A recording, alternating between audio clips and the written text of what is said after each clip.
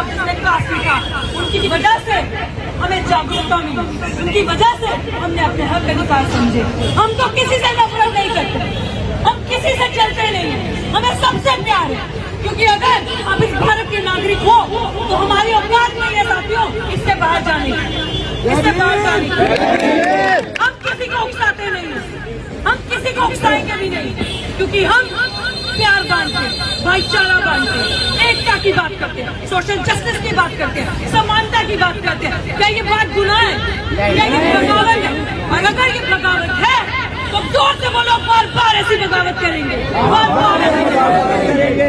क्योंकि अपने हक की बात करना गुनाह नहीं है, मजलूम के लिए लड़ना गुनाह नहीं है, अधिकारों के लिए, शिक्षा के लिए, अपने रिप्रेजेंटेशन के लिए जो अपॉर्चुनिटी आपको मिली है उसके लिए लड़ना, बात करना गुनाह नहीं है। अगर आप चुप रहोगे और तमाशा देखोगे कि मजलूम आपके सामने पिट रहे हैं, उनका दिन दिहाड़े हक खोया जा रहा है, उनके साथ मारपीट हो रही है, तो ये सबसे बड़ा गुनाह है। अगर आप दर्शक बन के ये सारी चीजें देखोगे तो जिस इंसान ने भारतीय संविधान को पढ़ा, बाबा साहब भीमराव अम्बेडकर को पढ़ा, ये चीजें समझी है, वो भाईचारा, बंधुता, समानता को समझेगा। और इसी के साथ मैं कहती हूँ कि मेरे बहुत सारे सीनियर बुजुर्ग साथी भी आए हैं।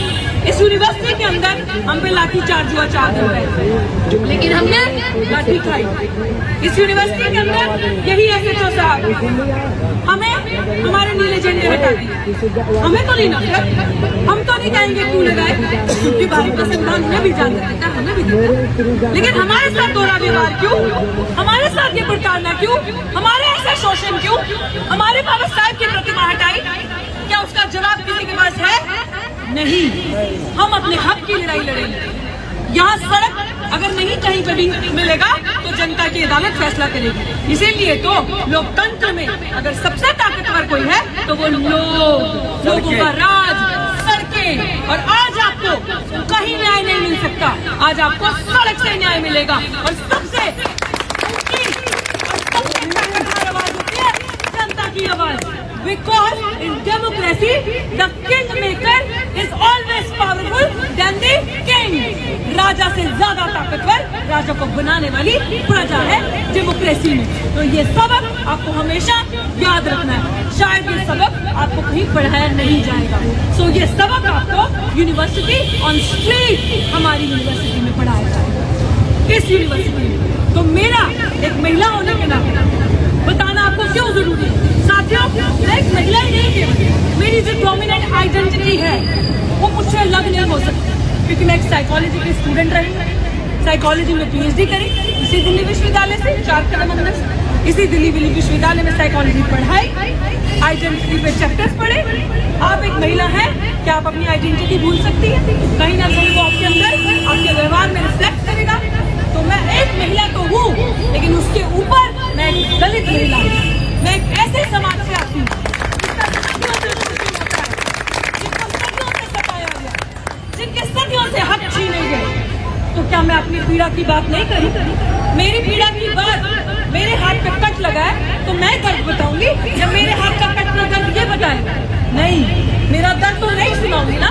तो मुझे मेरा संविधान इजाजत देता है ये बात बताने की। इसीलिए मेरा दर्द ये था कि हमने 148 दिन से शांतिपूर्ण तरीके से इस विश्वविद्यालय से सिर्फ इंसाफ मांगा, न्याय मांगा कि अगर किसी अपराधी ने क्राइम किया है और आप संविधान को मानते हैं तो वाइस चांसलर साहब उस अपराधी को सस्पेंड कीजिए और जेल की सलाखों के पीछे कीजिए। लेकिन उन्होंने बात नहीं मानी।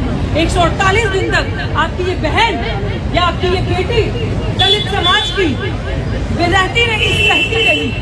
तो मेरी जो आइडेंटिटी कि मैं दोहरी मार जो झेल रही हूँ इस भारत देश के अंदर, सबसे बड़ा गुनाह है महिला होना, दूसरा गुनाह है दलित महिला होना।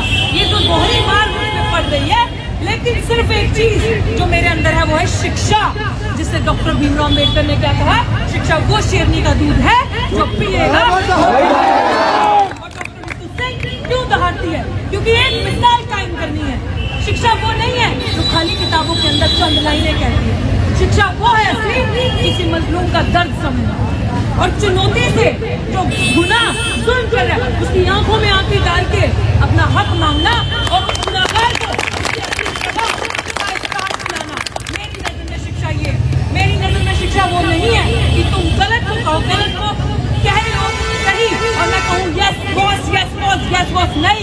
मैं उस चीज को नकारूंगी, मैं उस चीज को नकारने की हिम्मत रखूंगी और मैं अपने स्टूडेंट्स को आउट ऑफ द बॉक्स सोचना सिखाऊंगी, हमेशा सिखाऊंगी। मैं शिक्षक हूँ, मेरे पास ये स्वतंत्र अधिकार है कि अपने बच्चों को राइट आइडियोलॉजी के बारे में बताना, अपने स्टूडेंट्स को सही विचारधारा के साथ जोड़ना, क्योंकि हमेशा असली धर्म वो है जो जोड़ने की बात करता है, तोड़ने की बात नहीं करता। This is my prerogative to tell you.